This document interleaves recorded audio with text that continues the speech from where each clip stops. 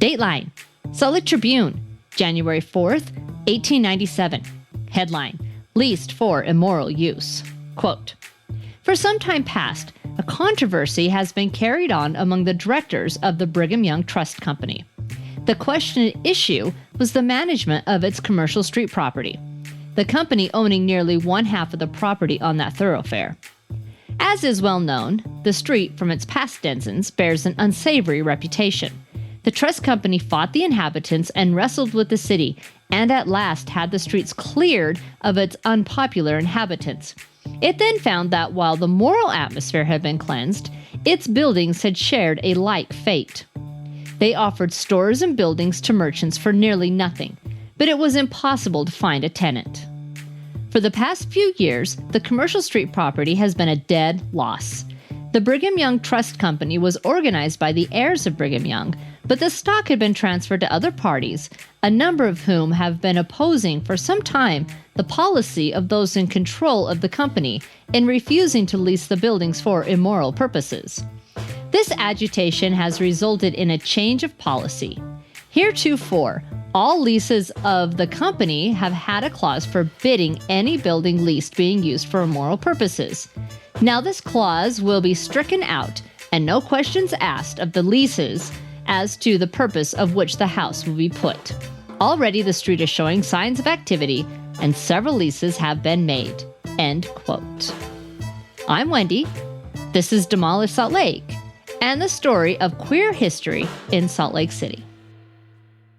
Hello, and welcome to episode 9.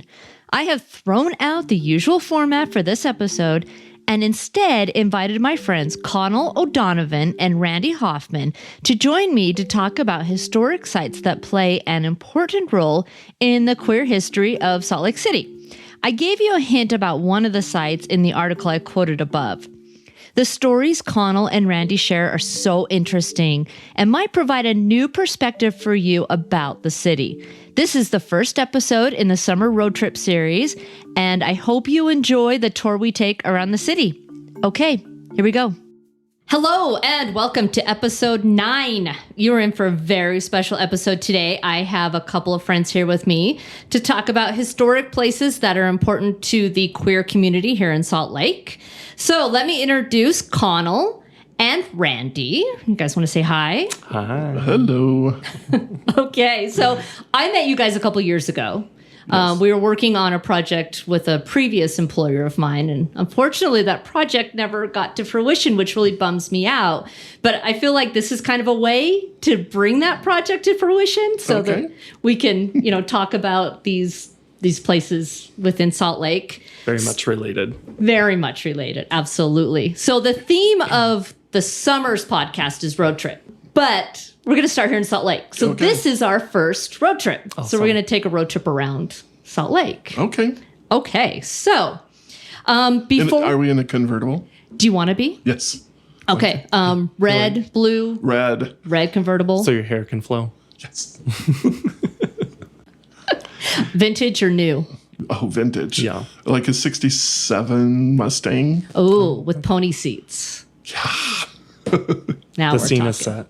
Okay. All right. So imagine 3 of us with our sunglasses on driving down the road in a 67 red convertible Mustang with pony seats, because that's really the only Mustang that matters. Yeah. And if you don't know what pony seats are, go look that up. Okay. Before we begin, I just kind of want to talk about some of the verbiage we're going to use. So we were just talking about queer history as opposed to LGBTQI plus history, or verbiage. So we're going to kind of use the queer history I think we went with, right? Sort of, or both. Or both, either one. Just, yeah. Or we could even go with lesbian, gay, bisexual, transgender, intersex, queer questioning plus. Yeah. So there's a whole mouthful. There's a lot of ways. We have options. We have options. Okay. All right. The terms really are interchangeable. It depends on who you ask, but queer will be used. Some people don't like to use it. I sometimes identify as queer. And in my research and writing, I use queer kind of as an umbrella term for the whole long acronym.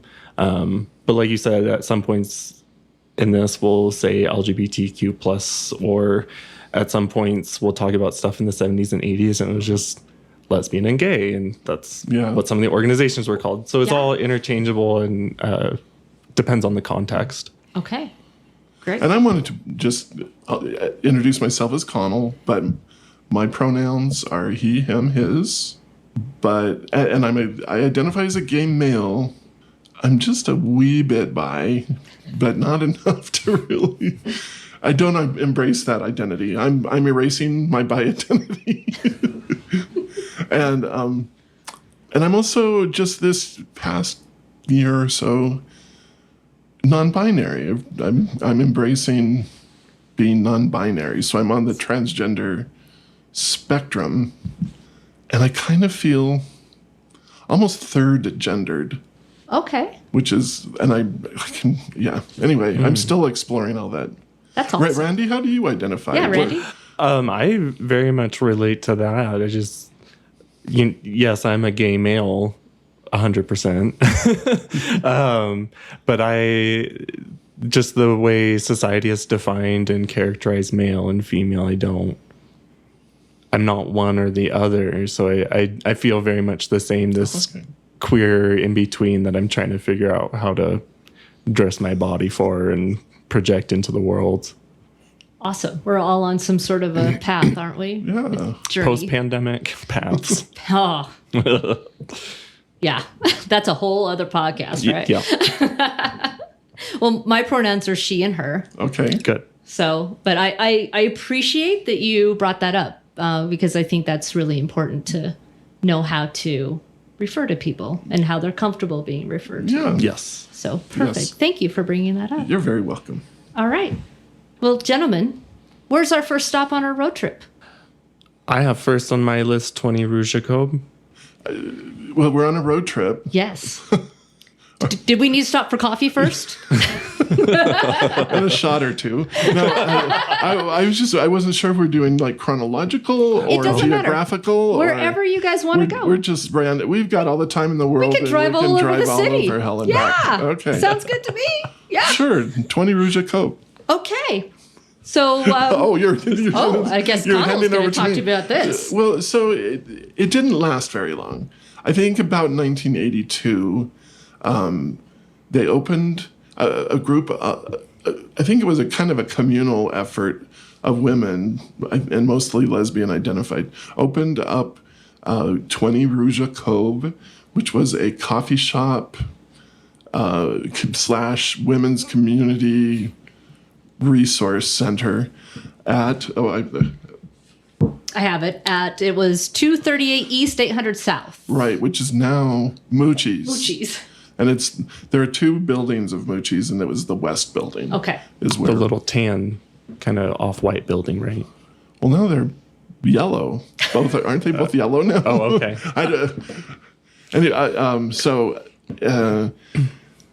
And it was a space that several community groups used, and they weren't all lesbian specific, but most of them were. For example, there was a support group for lesbians called Women Aware, and they were kind of the mainstays of this business. And I know, I kind of want to say that a woman named Abby Maestas was the main facilitator of the space there. Other groups that used it were the Metropolitan Community Church, which was the first queer church, the first queer Christian church in the U.S. that started in Los Angeles, but there was a branch here really early on. And then the Lesbian and Gay Student Union from the University of Utah, they would use it not as a meeting space, but as a social space. Oh, okay. All right. There was a group for lesbian mothers. The support group for them. There was a support group for child abuse survivors. And then there was a group for lesbians who were over 30. And they eventually became another group, which was called Older, Wiser Lesbians / Owls. I love it. That was the acronym. And so they met there. They were using that space. When was not very financially stable. Oh. And they really struggled with that. It was a cooperative, right? Yeah. And if you couldn't afford their fees, they would still let you use it. And Not a very good business plan. it wasn't a great business model, but Great intentions. Yes. Perfect. very, very intention. amazing heart stuff was going on, which is Absolutely. awesome. And the women who talk about it, it's always addressed with reverence and this intense love of finding space together. Well, I think something like 20 Rouge Jacob, it really reflects a lot of the gay and lesbian, for lack of better words, gathering that was happening, that was rooted in self-discovery, community making, but then also kind of a bit disestablishment, is that the word? With like this co-op system for the bookstore. And so I feel like it's really reflective of what was also being brought to Salt Lake, these ideas, these movements of gay and lesbian liberation. Nonconformity. Nonconformity, yes. Well, in just a space, because, I mean, we'll get into this, there wasn't a lot of spaces available for people to gather. There was bars. There were but bars. Not everyone's comfortable going to a bar. They're mostly bars for gay men, or bars where gay men went. Yeah. And that's also a theme that you see sometimes even through today, mostly through the 80s and 90s, of lesbians having to create their own spaces and kind of their own movement. So a safe place, a safe gathering spot. Right. I'm trying to think of what the origin of the name is. And it's an address of a lesbian salon that took place in Paris in the 1920s. I think I read that. But I can't remember if HD ran it, or if it was Gertrude Stein and Alice B. Toklas, or if it was Natalie Clifford Barney. I want to say it was Natalie Clifford Barney's salon in Paris. But it was some lesbian. I love that idea, though, a lesbian salon. I totally go to that. I do too. Just like thinkers and coffee. Yeah. So when this place closed, Well, what happened? Well, so they weren't doing financially well. So they, besides just being a kind of a coffee shop and a community space, then they tried adding books, selling books. Okay, so they tried the it became bookstore? a bookstore. Okay. And again, it wasn't financially feasible, and so it closed down. June 1st, 1984 was the. And they were putting out a newsletter that was sort of the lesbian community newsletter, but it was women aware newsletter. Mm-hmm. And that continued for a bit. And then the lesbian group for over 40s, which became Owls, the older older, wiser I love it. lesbians, they continued. And Owls actually lasted for many, many years. I was inducted as an honorary member into the Owls. This has special meaning to you. Yeah, I came out of the closet in '85, so I'm post Rouge Jacob. Okay. But and then I wasn't really an activist or active in the community until like 1988. You know, a lot of my lesbian friends had all been involved in 20 Rouge Jacob, and the impact of it was far greater than that just little finite, year and a half or 2 years that it was open. It had a profound influence on these women.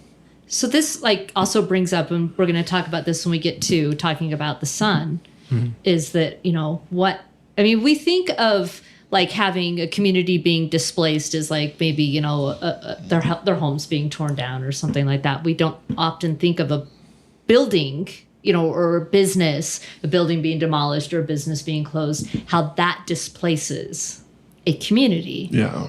But it sounds like this was something that happened for that group. Yeah. So that must have been pretty hard to then find a new safe spot. Well, something I was thinking about as we were driving over here, I'm a teacher, so I'm always looking for themes that are tying all of these things together. And I was thinking about all of these places and what makes queer physical spaces, queer architecture, the history, the culture of those places interesting is, it was never quite like the first that comes to mind is like a Chinatown built by immigrants, or I grew up in the Bay Area with San Francisco's North Beach and stuff like that. Sure. We didn't get to build our own stuff like that. Yeah. I say we. I was born in 93. But no, I know what you mean. Yeah. And so some of the places that we're looking at today in this episode these are spaces that were occupied by queer people. They were places where gay or queer people organized, and it had an impact. But to your point, they often didn't last. A lot of them didn't last. They're just a temporary home to someone, or the organization turned into something else, or it crumbled and disintegrated into 5 other organizations. So it's kind of a continual theme in the history of LGBT physical spaces, buildings.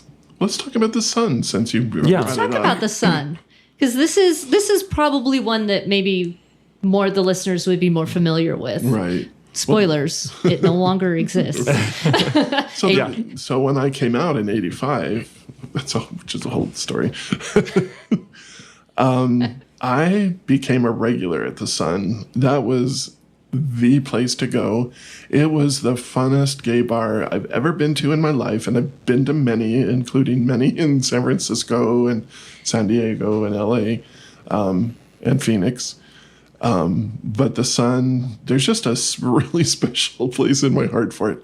Amazing music, huge crowd. It was a huge space. There were just multiple rooms everywhere, and then a huge outdoor, fenced-in patio with all kinds of tables and stuff like that. And it was just the place to be. And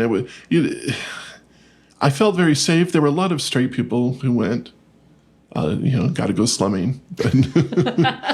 All right, so the address was, northwest corner of South Temple and 400 West. Oh, okay. That's 1.0. That's 1.0. Oh, and then it moved to 200 West and 200 South and 500 West. 500. Okay. So the one we're talking about is 200 South, 500 West. Right. Okay. Well, yeah, I was such an attention whore. I was always, they had these black go-go boxes, scattered around the dance floor. I was always on one of them. I knew all the words to every song, so you had to lip sync to all the songs, and act out, the lyrics as well. Oh yes. In sync with everyone else. Oh yes. you had a choreographed dance that you did to it. Sorry, I'm gesturing. Microphone's not picking it up. So it was a blast, and I'm not much of a drinker, so I never really got into the alcohol aspect of it. I would go for the music and dancing and hanging out with my friends. And well, in talking these conversations that we had like a couple of years ago talking about the Sun, again, you were talking about this reverence, right? Yeah. Like it was your church, right? Yeah. This is where you went to find your people. Yes. Now, there were other bars that existed during this time. There were a lot of gay bars and like 2 or 3 lesbian bars by this time as well. Deer Hunter is one that comes to mind. Deer Lesbian Hunter, bar. Puss in Boots was the big lesbian bar. Yeah. And which I went to fairly frequently. I always felt really comfortable there. There was one time when I was just like, I'm not sure if I'm really super welcome. but there was the Deer Hunter, and there was the Trap, and there was the one that was on State Street. There was the Radio City, Music Lounge. That was it, which was had been a swanky piano bar beginning in the 40s. Yeah. I have the Crystal Lounge. Well, that's earlier too. Tin Angel. That's 60s. Yeah. So, what made the Sun so special? Like, what made this like the place? Great staff, amazing DJ, and the perfect location. It was close enough to downtown. You could walk there from any restaurant or whatever. Okay. But it was also in the seedy industrial portion. It could be a little unsafe. That was a problem.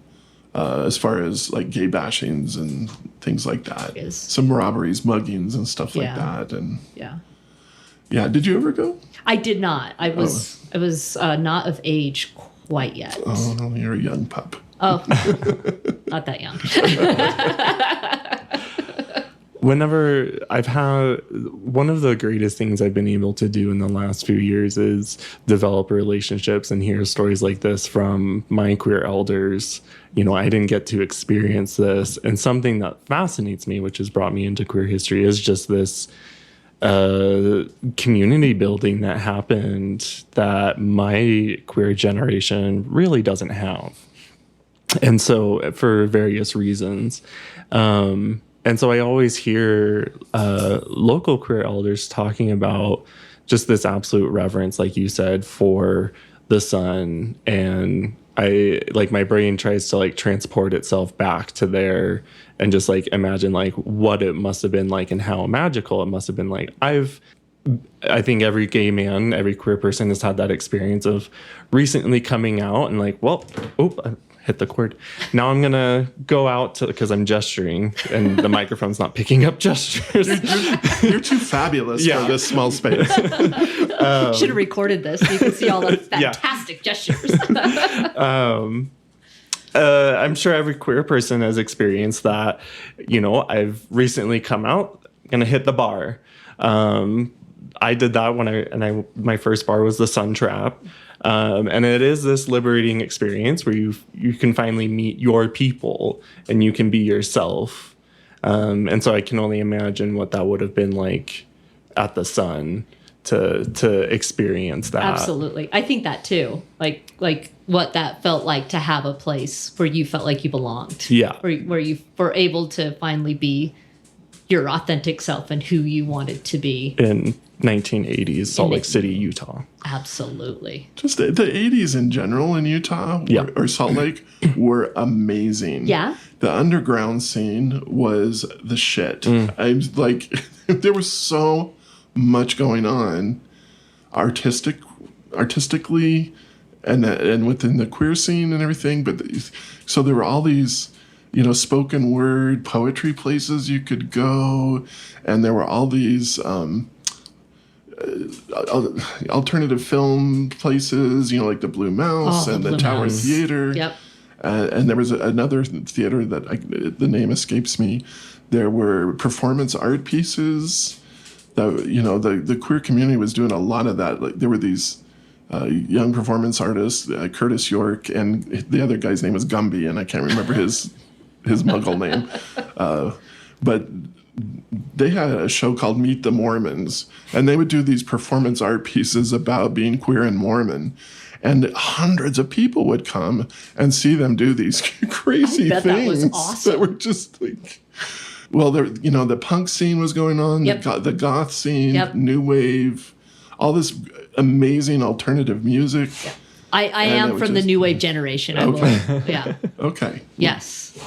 So when we were talking about this, you also talked about like the Sun being one of the problems of not saving queer history in Salt Lake. Yeah, so I think it was in 99, wasn't the big tornado? Big tornado, yeah.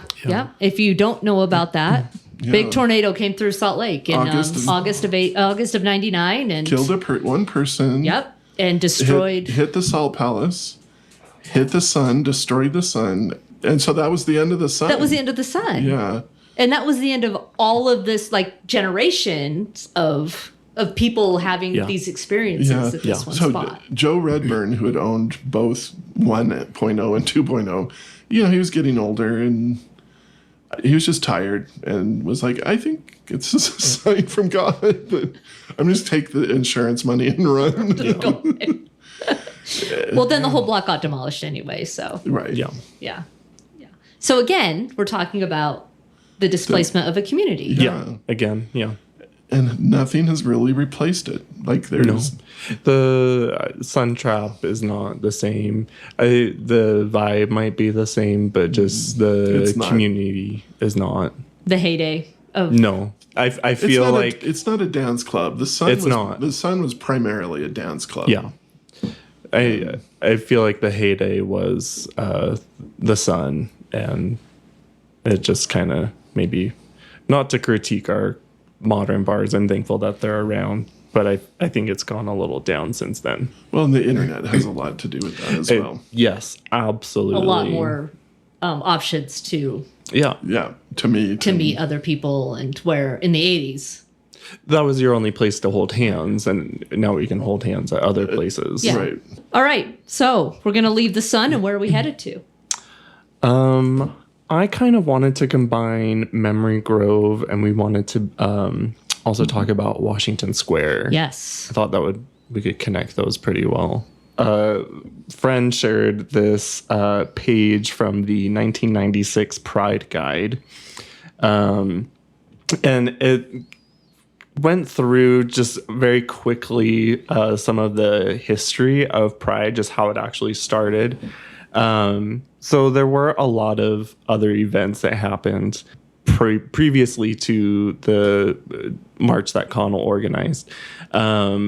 Yeah, the festival's been going on for a couple decades before I came along. Yeah, I think the festival aspect. Yeah, that's a good way to put it. The festival part of it since the early 70s. So probably I would say since maybe the early 70s.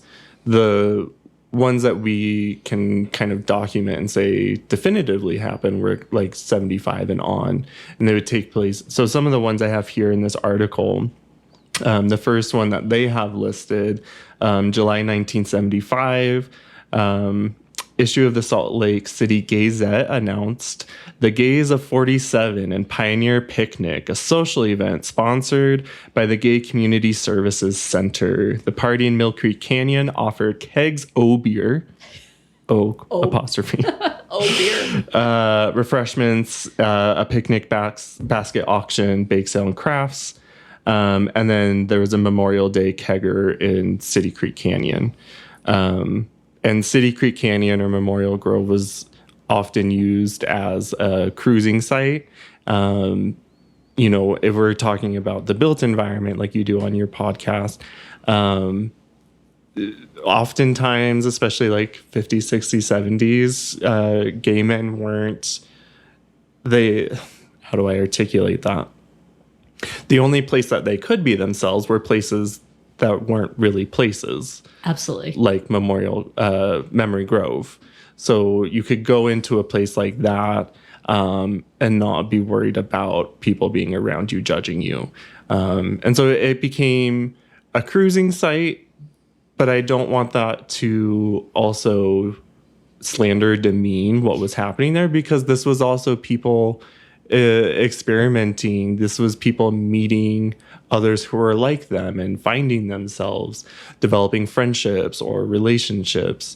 It wasn't just a hookup in the dark woods. Absolutely. We're not talking debauchery, always there happening. was. I mean, There was some, I'm but sure. it wasn't just that. I'm sure, but So if you went to Memory Grove on any Saturday or Sunday afternoon about 2-3 o'clock in the summer, when it was warmer, there would be easily 200 gay men sunning on the banks of the creek and all, on that big grass area. Yeah. That whole thing would be gay men hanging out, playing frisbee, yapping, just A little It was gay utopia. Yeah, it was. I like that. I like gay utopia. I like that. And then the bushes would be rustling up the hill.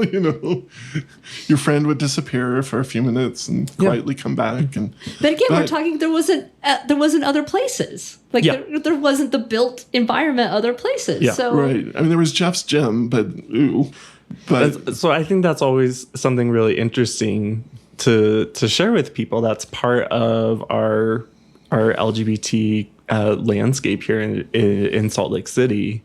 it's a sexual geography. yeah, and those places matter. I mean, that's absolutely. Yes. they matter just as much as any other place. Yeah. The straight sexual geography was State Street. Cruise State. Dragging State. Yep, used to drag state. Dragging State. Yeah. Friday. Friday. Friday and Saturday night. My dudes, I used to get dressed up. I would take a shower. I would do my hair and makeup, put on some fancy clothes to go drive up and down State Street for 4 hours in a car. In your 67 Yeah, convertible. Yeah, full circle. Didn't ever get out of the car. No. Just drove up and down the street. For hours. Hours. Going down to about 45th South, sometimes just 33rd, flipping a U. Flip around. Back Go up to the Capitol, flip a U. So there are a lot of these events going on throughout the summers in Memory Grove, City Creek Canyon. And it wasn't until about late 70s, early 80s, so right before you came out, that this started to turn into pride events. Would you say that? Like Queer Liberation Day, Christopher Street Day? And that was the early 70s. Early that it 70s. started there in Memory Grove. Okay. Yeah. For like 3 or 4, 5 years. Mm-hmm. And then it started moving to different parks around town. Yeah. The Pride Festival. Okay, so what we know is the Pride Festival today grew out of these grassroots Keggers. keggers. Yeah. I love it. And Well, Hey, they would have It's a all got to barbecue. start somewhere, right? Yeah. Yeah. I mean, it was a barbecue picnic, and they would have speakers and stuff, but it was a kegger. Yeah. At one point, it was in Fairmount Park. But then as you get later into the 80s, and that's where I kind of wanted to turn it to Connell and transition to Washington Square, shine the spotlight on you. Because I see all these just kind of summer gatherings, Memorial Day, Pioneer Day, barbecue kegger gatherings that are somewhat related to queer liberation, Stonewall, and Christopher Street. Because then you organize more of a political side of it. Well, that was in 1990. Yeah. I mean, throughout the 80s, there were designated, gay pride events. I remember like those. at Murray Park. Yeah. Yeah, the governor was invited a couple times. And never showed up. Yeah. And Pioneer Park and things like that. But, and then there used to be an organization called Gay and Lesbian Community Council. So every bar, every support group, every organization queer related in town could send they had 3 votes per organization that would attend community council. It was we jokingly called it the Gay Senate, because it was this democratic. Sure. Everybody got a vote, and resolutions were passed and things got done. And one year I was put in charge of, I can't remember even what committee it was. It wasn't. You told me once, and now I can't remember. It was like public education committee or something like that. And I was like, I get to organize a march. I'm doing it. And so I proposed that, this is in 1990. I proposed that we hold a march on Stonewall Day, which is June 27th or 28th. It depends on which day you go with. Instead of, because the festivals, the gay pride festivals, were always like in March or September. At one point, it was in July, so you could go to other cities. Yeah, it was. It was so it wouldn't overlap with the big pride events. So you could go to like San Francisco, Yeah. or New York. And, to New York. So, Right. Okay. And I was like, damn it, we should celebrate Stonewall Day here. We need our own. Yeah. And we should have a march and not just this super cute, fun, and they were fun, super fun festivals. And bunch of blowback against that. Don't rock the boat. Are you going to let drag queens be seen in public? And it just, it was really bad. And that first year, we didn't go to Washington Square. The route was from the Capitol building to next to the Symphony Hall. Okay. It was the Arts Center space there. Sure. But at the south gate of the temple where we marched by is where they had the horse carriages for the tourists. So here comes 250 screaming homosexuals with their signs and everything, and the horses freaked out.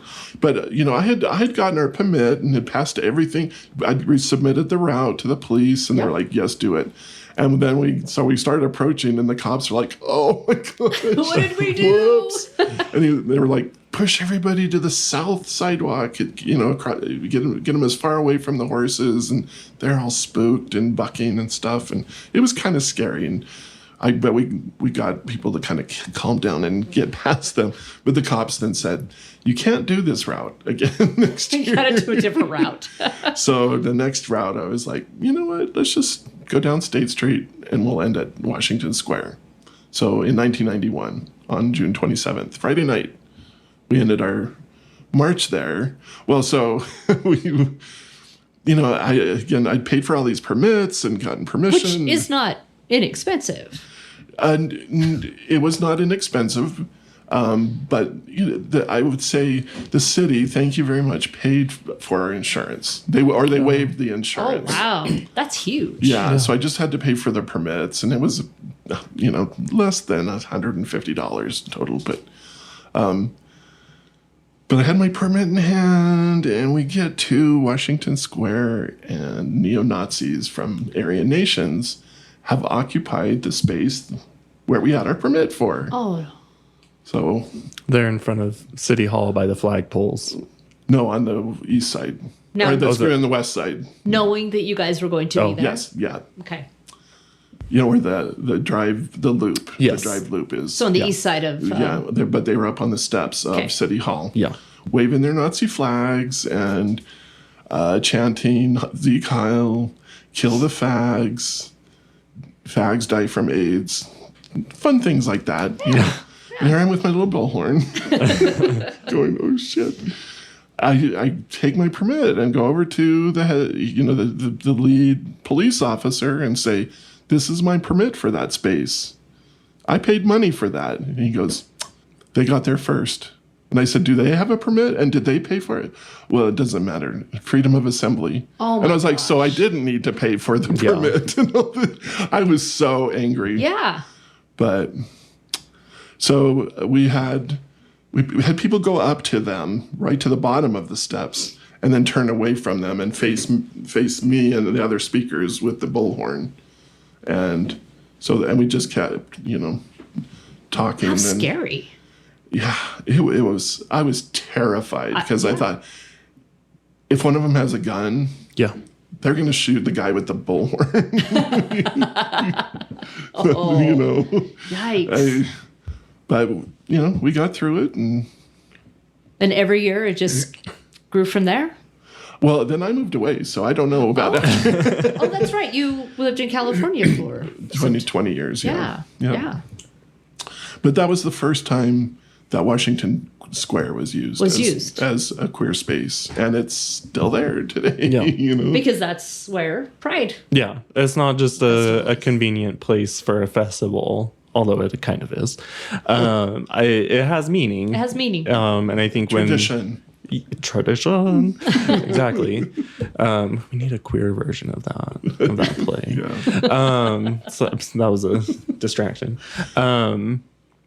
And that's kind of been my message. Every year I take something away from Pride, and that's been kind of my message is there's all this talk about Pride started with Stonewall. Pride started as a riot, which is absolutely correct. And it's the same here in Salt Lake. It wasn't always just a cute festival. Sometimes it was. But there's also a queer liberation agenda, a homosexual agenda, and very important issues to Pride. It's not just a festival at the city and county building. Right. We're trying to make the world better, and there's a message, there's an agenda with that. Right. Absolutely. We were doing, and I want it to be a march, not a parade, Yeah. because, it was angry, scared, and defiant. Mm-hmm. Absolutely. That was, those were the motivating factors in there. It wasn't, "Oh, let's celebrate how cute I look in a Speedo," Yeah. which is awesome. Which is great.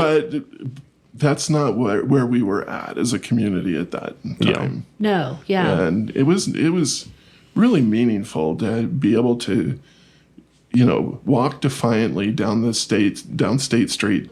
Like, you set an example for the community to see what can be done when you are angry and scared. Yeah. Mm-hmm. And defiant, and you want change. You've hit your limit. Yeah. It's just like, I have nothing to lose anymore. Yeah. And look what grew out of it. Yeah. I mean, look what you did. Yeah. Yeah. You throw that little pebble into the pond, and you never know what the repercussions are going to be as it spreads out. Yeah. I love it. And I like, Randy, how you talked about, like, you learn something from it every year. I mean, being a queer individual, that you're still learning about. Yeah. Stuff like How that. to be in my community and who I am. And I think that's probably something almost everybody could relate to. yeah. All right. Where are we going to next? Um, Can we talk about the boarding house? Sure. I feel like I'm dominating the conversation here. I was going to talk a lot about Regent Street. Let's do Regent Street. All right, first. let's talk Okay. about Regent Street. So Regent Street, Plum Alley. Today you have Commercial Street. So Regent Street has been kind of gentrified, and you can go check it out. All the restaurants there by City Creek, and then Plum Alley. For some reason, it's still there. It's under a parking garage, Yep. and there's like a ramp on it, and then the parking garage is over the rest of it, and then it kind of like dead ends halfway we're- through the block. So we're talking about Second South between Yes. State Street and Main on the north side of the road. Yes. Yes. So there's an empty lot between these two streets right now. There used to be a In-N-Out. No, not an In-N-Out burger. There used to be a burger place there. Like a Sprockets or it was some Yes. 50s diner-ish hamburger place. But And just because you all know how I love connecting all my podcast stories together, this was the place that Jacob Moritz wanted to build a new hotel or new business center. So Jacob Moritz was the owner of the Salt Lake City Brewery. Okay. And he is had he bought... Nemo? Yes, he's emo. Emo, not Nemo. Emo. So he bought land right between these two streets, and unfortunately he passed away before he was able to build his building there. But Have you hung out at Emo's grave at midnight on Friday nights? walking around it 3 times saying emo, emo, emo. Have you done that? I may have. I also may have just ran through the cemetery and had the cops chase me. But I love to connect my stories. So there we go. Jacob So Moritz. Okay. that's the place we're talking about. So go ahead, Randy.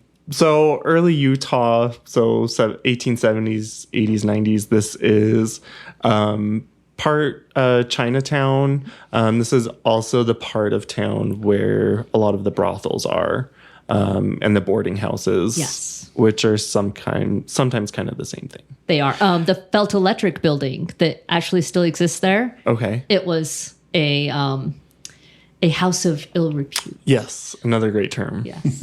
I did not know that. I'll have to go check that out. So something I did, I've gone through some of these early crimes, and Or early sex crimes. early sex crimes, yes, to be specific, under the sodomy laws. And so there was prostitution happening here. It wasn't until later, like almost the 1900s, early 1900s, that you start seeing male prostitution. They didn't call it that. I have one person arrested in 87. They did call that prostitution at the Great Western Hotel. Wasn't able to get the address of that, but it was downtown. But then the first one that I have on Commercial Street was 1890 in the spring. And they were arrested, like I said, on Commercial Street for essentially prostitution.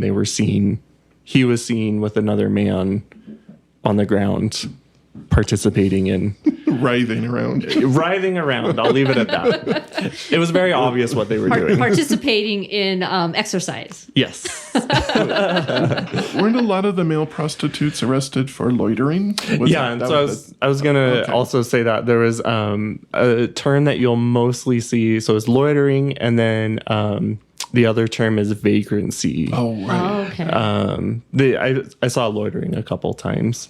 So a lot of that was in Salt Lake. And then on our drive down, we were talking about Park City and just some of the mostly male homosexual history and culture that was left behind there.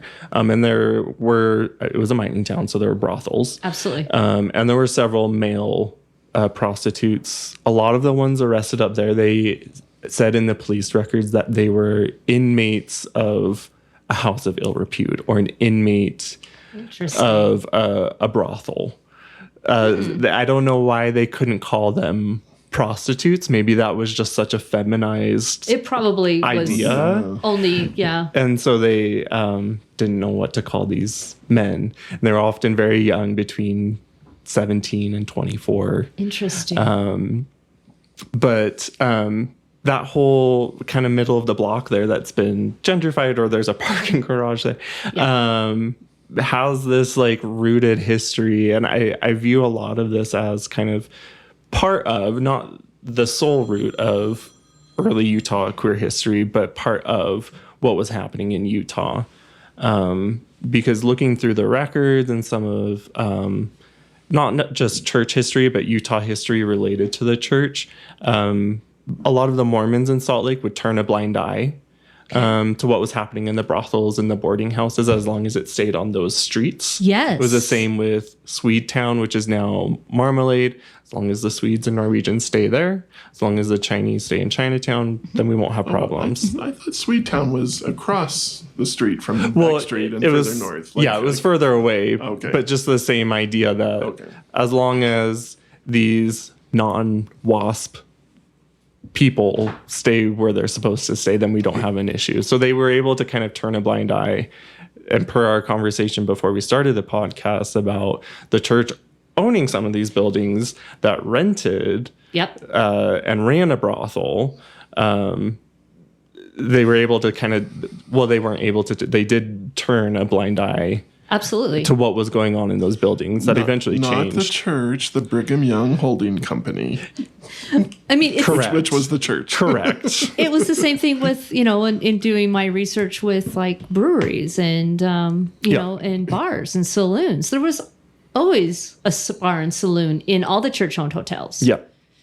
It was that, don't do this. This isn't for you, but we're still going to have it. We're just going to make money off of it. We're going to make money off of it. So it does not surprise me in the least that they would sanction this in their buildings. And it wasn't until about the 19-teens, 20s that I don't remember who was president of the church then, but they started going back on that and got rid of all of those leases and sold those buildings and opened the crypts on Second South. Yeah, and they were eventually... Which is where the Sun ended up being. Yeah. I think that was kind of why... They were pushed over there, which is where a lot of the African Americans and Asians lived. Right. And so it just became this part of town where all the filth was pushed. Absolutely. Yes. And, what is now Pioneer Park and all of that. Industrial area. Yeah. Yeah. I mean, those were the places that no one... wanted to live. They wanted to live in the nice parts of town. So, they wanted to live in the wards that were on the east side. Yes. Ward shopping. Yeah. They did not want to live on the west side wards were what was left over after everyone else chose their land in other places. Yeah. So, yes, red light district. Yeah. Oh, I totally forgot about the Keystone. I have that here. That's kind of like one of the favorite stories. James Hamilton and William D. Burton, it was spring of 1891, and they were caught behind the Keystone Saloon on Commercial Street. They had met in the saloon. Okay. And there was a back door opening to this back So they took their alley. business out in the alley. Exactly. And they were both caught and arrested. And the information I have here, so the first trial... lasted 5 hours. The Mormon jury, so it was an all-Mormon jury, could not agree on a verdict, and the case was dismissed. That's surprising. Yeah. And then the second case, after 5 minutes... The defendant was a Mormon, I think. And I think that played a role in... Yeah. Oh, okay. Yeah, I think that's why they couldn't make a decision. And so there was a second case, and then after 5 minutes, the jury acquitted only James Hamilton, who I believe was the non-Mormon. And then the other man, William Burton. He was Mormon, I know that. Yeah, that's true.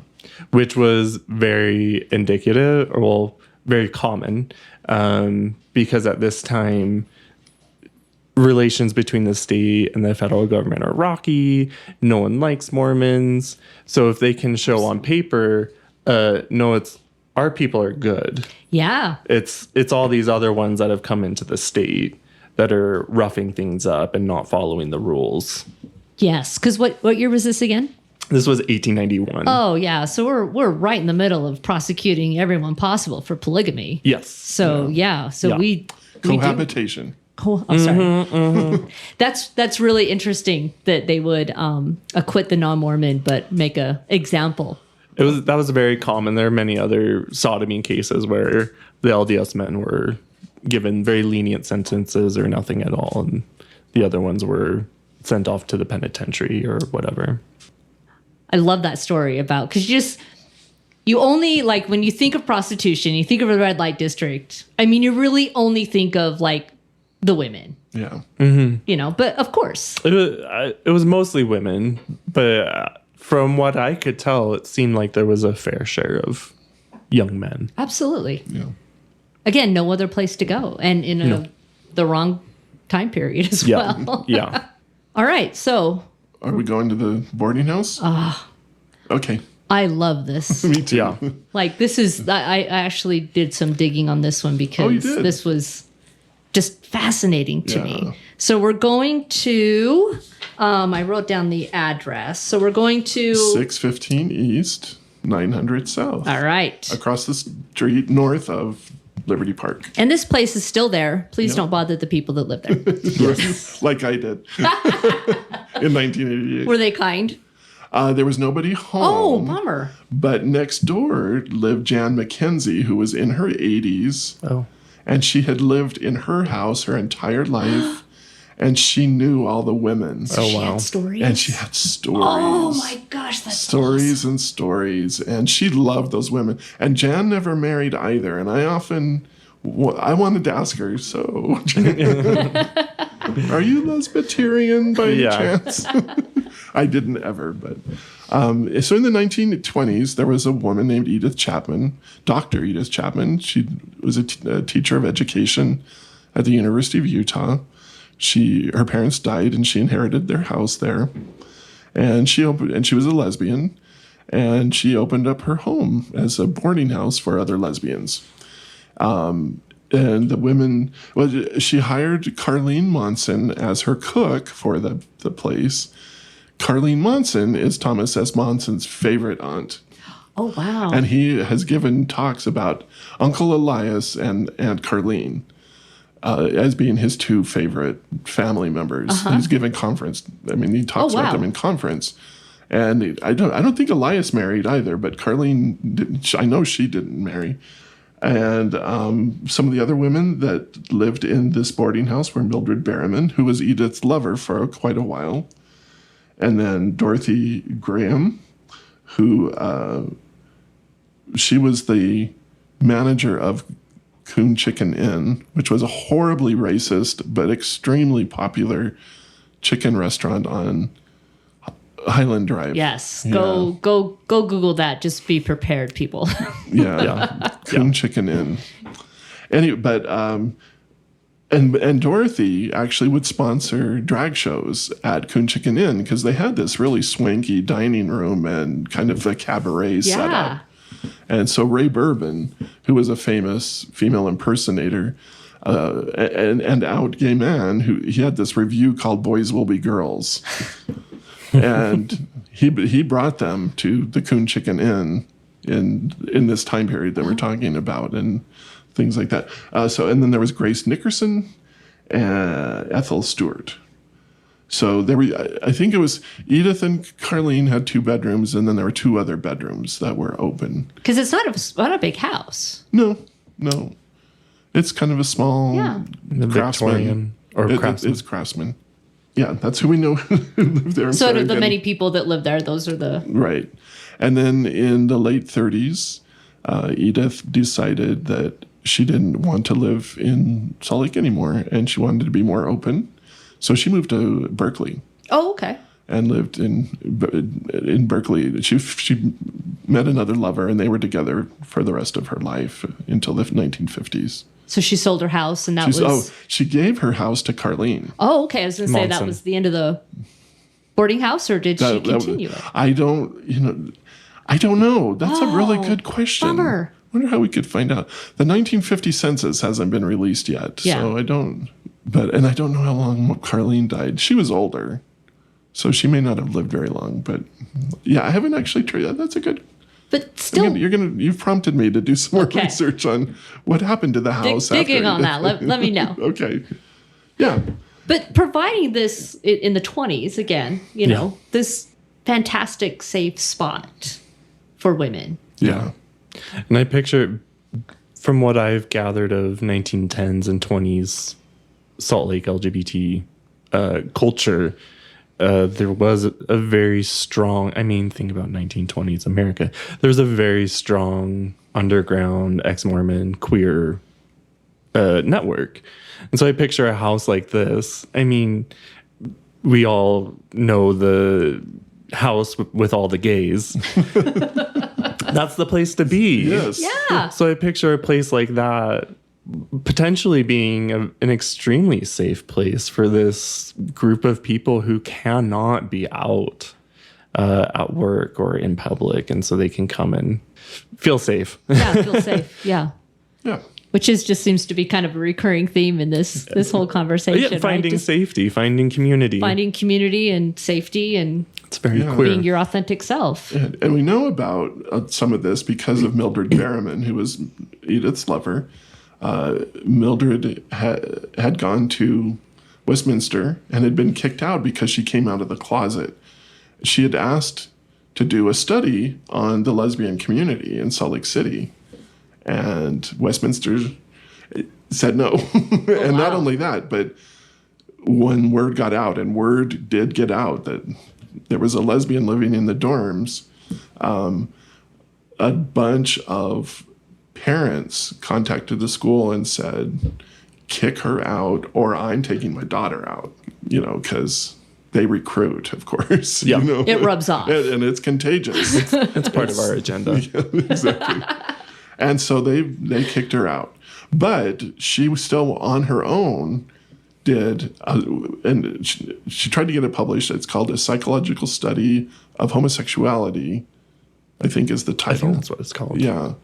And through the University of Utah, right? No, it was through Temple University, which was a That's diploma funny. mill. She got it. She did get it published, but through a diploma mill. And she took like 25 lesbians and 10 gay men that she knew, and interviewed them periodically, and kind of got a psychological makeup of all these people. And one of them was Edith.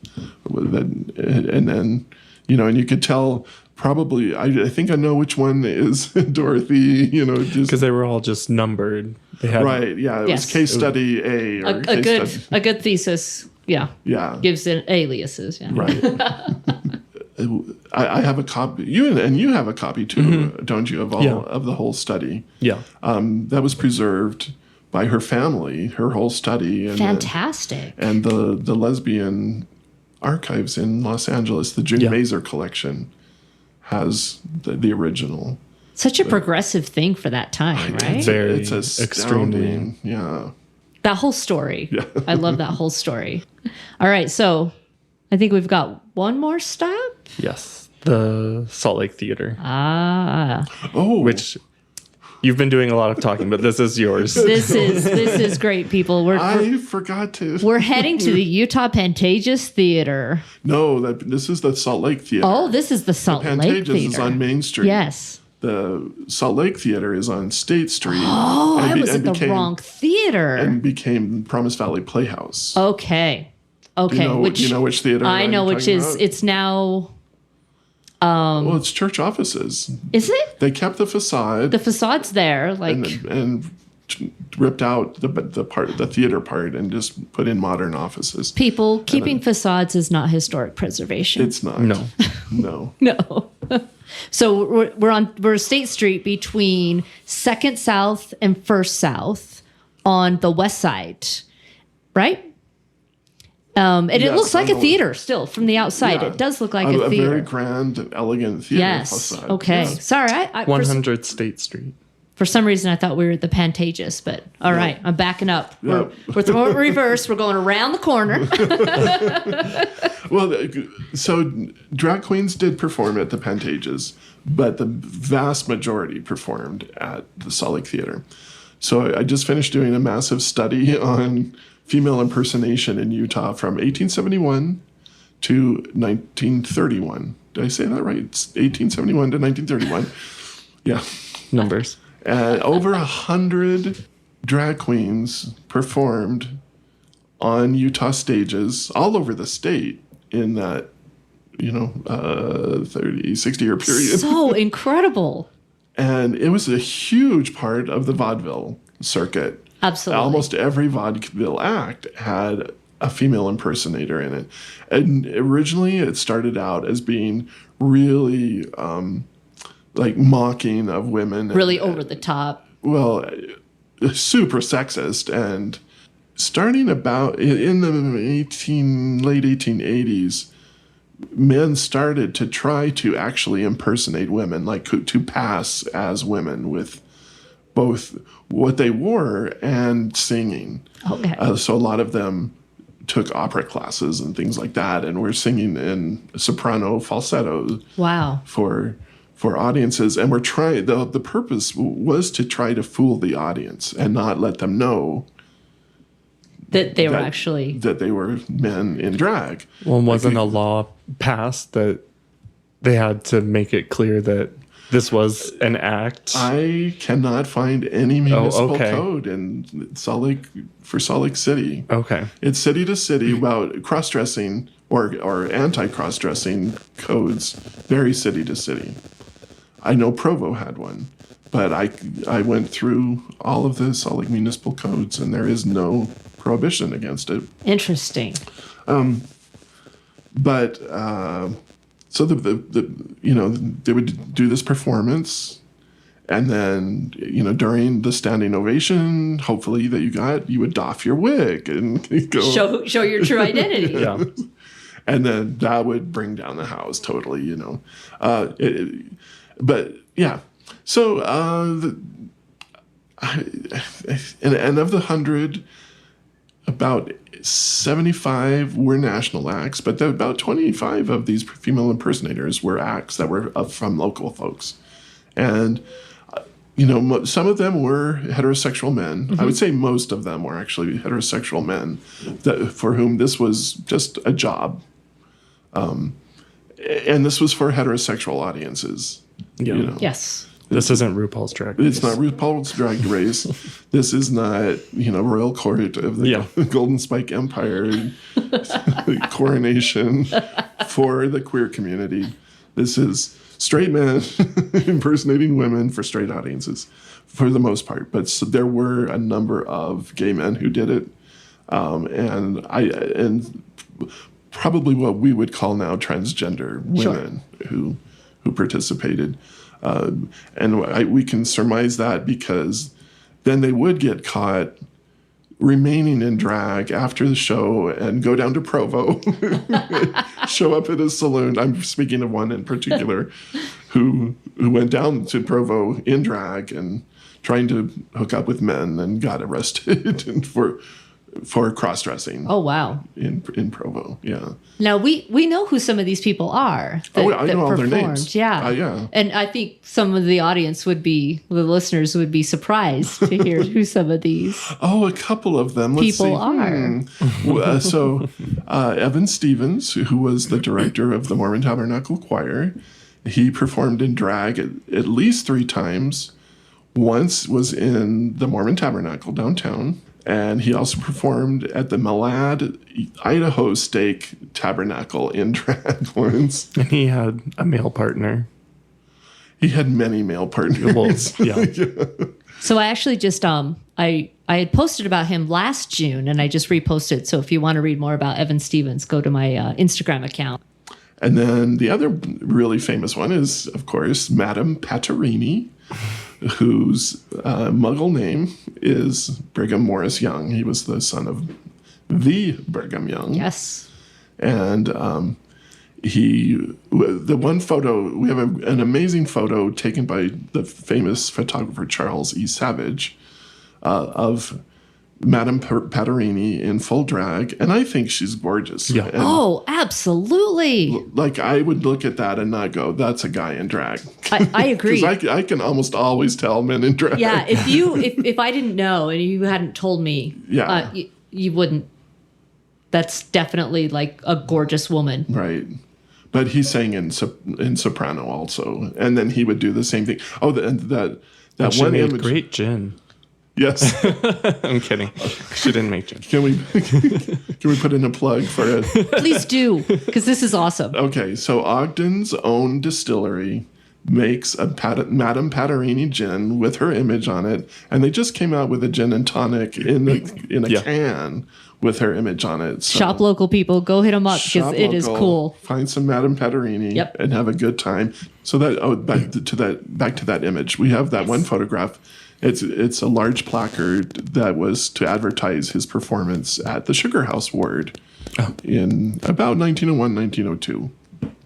Okay. Yeah. And I'll post that picture up on my socials because it's great. It's great. It's such a great image. It is. I love that she's becoming part of the kind of pop underground Yeah. in Utah culture. Back in the narrative. Yeah. That's great. Well, and I think, again, just surprising historic facts from, Utah that not a lot of people were aware of. Utah is a pretty queer state. Yeah.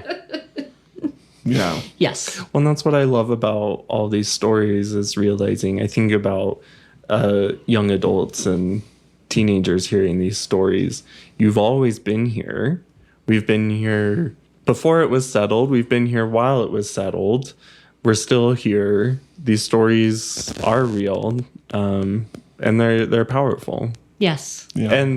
And what I love especially is connecting them to buildings, to physical spaces, especially the ones that are still here. I agree. Yes. And that's one thing I love about this podcast is being able to connect stories to places, especially, if they still exist and you can still drive by them. And now Yeah. oh, I know what used to be there. Yeah. I know what was there and maybe feel a sense of community. Absolutely. Deep roots. Deep To roots. have those deep roots. Absolutely. Is there any other places that you guys want to talk about? Oh, I'm sure that we could probably I'm hungry. spend I all need night. to go eat dinner. But Connell's hungry. Before we go, Connell, Yes. you have a project coming up or that you're working on right now. Can I you have tell several. us? Which Can you one? tell us about your project? I am producing a film documentary on Ruth Drake and Sarah Lundstedt, who were a young Mormon lesbian couple who were together for several years, who committed suicide together in November of 1926 on Beck Street because their family was trying to separate them from each other, to send Ruth to LA and Sarah to Seattle. And rather than be separated, they went for a drive up to Ogden and came back and stopped on Beck Street and broke out a thermos of soda pop and cyanide and died on the side of the street there. And, thank heavens, the newspapers interviewed family, neighbors, friends, landladies, and also had access to their love letters and their diaries and quoted extensively from them. So we've got a pretty complete. We have a really clear photo Almost. really clear image of what their lives were.